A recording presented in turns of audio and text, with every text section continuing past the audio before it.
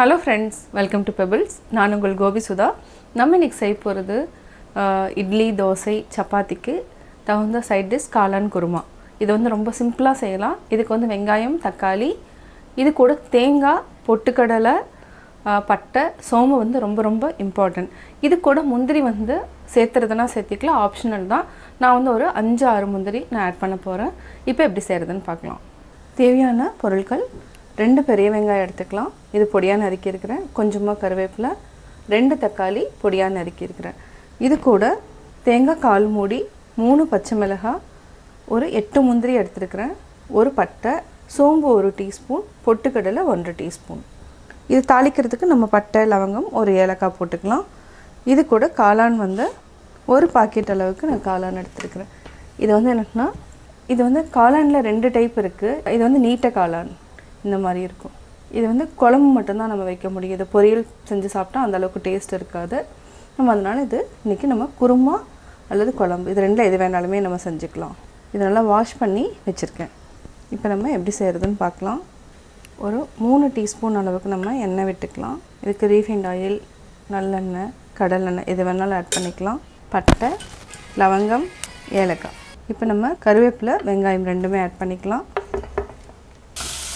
பொன்னிறமாகிற வரைக்கும் நல்லா வதக்கிக்கலாம்.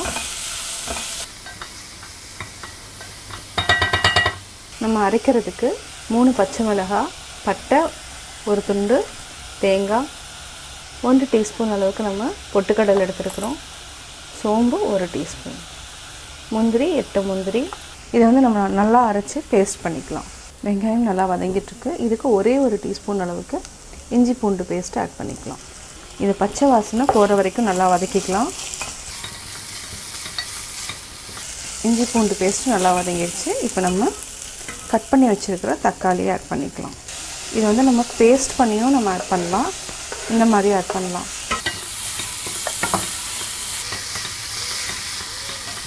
நம்ம கொஞ்சமாக மஞ்சத்தூள் ஆட் பண்ணிக்கலாம். எப்போவுமே காளான் செய்கிறப்போ நம்ம மஞ்சள் வந்து ஆட் பண்ணணும். மஞ்சளில் வந்து கிருமி நாசினி. கொஞ்சமாக உப்பு சேர்த்துக்கலாம். உப்பு சேர்த்துட்டு இப்போ நம்ம 1 டீஸ்பூன் அளவுக்கு மல்லித்தூள் ஆட் பண்ணிக்கலாம். ஒரு 1/2 டீஸ்பூன் அளவுக்கு மிளகாத்தூள். இதை நல்லா பச்சை வாசம் போகிற வரைக்கும் வதக்கிக்கலாம். இது எண்ணெயில் வந்து வதங்குறப்ப என்னென்னா அந்த பச்சை வாசம் போயிடும். நம்ம இப்போ ஒரு 1/2 டீஸ்பூன் அளவுக்கு கரம் மசாலாவையும் ஆட் பண்ணிக்கலாம். கரம் மசாலா வந்து ஆப்ஷனல் தான். இந்த நல்லா மசாலா வாசம் தூக்கலாக இருக்கணும்னா கரம் மசாலா ஆட் பண்ணிக்கோங்க, இல்லைனா ஆட் பண்ணாதீங்க. இது ஒரு 1/2 டீஸ்பூன் அளவுக்கு கம்மியாக தான் ஆட் பண்ணியிருக்கிறேன். இப்போ நம்ம மசாலான்னு பார்த்திங்கன்னா தனி மிளகாத்தூள், கரம் மசாலா, மல்லித்தூள், பச்சை வாசம் போயிடுச்சு. இப்போ நம்ம காளான் ஆட் பண்ணிக்கலாம். நல்லா பரட்டி விடுங்க. இதுலேயே வந்து தண்ணி விட ஆரம்பிக்கும். மஷ்ரூம்லேயே நிறையா வந்து தண்ணி இருக்கும். அதனால் தண்ணி வந்து எடுத்தோன்னே ஆட் பண்ணாதீங்க. செக் பண்ணிவிட்டு தேவைன்னா நம்ம ஆட் பண்ணிக்கலாம். இது ஒரு 2லேருந்து 3 நிமிஷம் வரைக்கும் மூடி வச்சுக்கலாம்.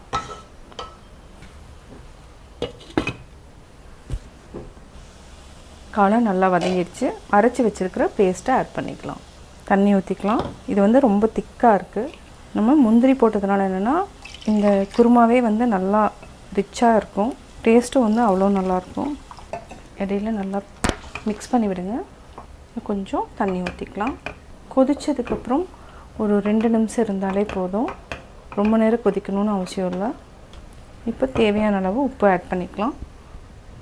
நம்ம ஒரு 1/2 டீஸ்பூன் அளவுக்கு ஆட் பண்ணியிருக்கிறோம். நல்லா மிக்ஸ் பண்ணிவிட்டு மூடி வச்சுக்கலாம்.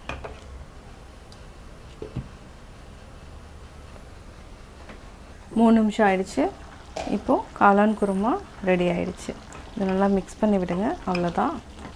அதாவது ஸ்மெல் வந்து நல்லா வர ஆரம்பிச்சிருச்சு. இப்போ நம்ம கேஸ் ஆஃப் பண்ணிக்கலாம். சுவையான காளான் குருமா ரெடி.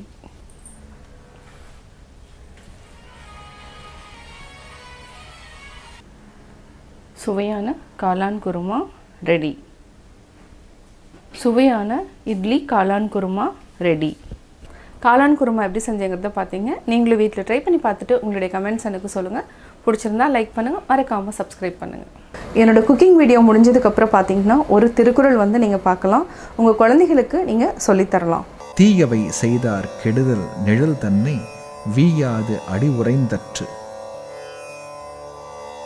தீய செயல்களை செய்தவர்களது துன்பம் ஒருவனுடைய நிழல் அவனை விடாது தொடர்ந்து வந்து அவனது காலடியில் தங்கியிருத்தலை போன்று துன்புறுத்தும்.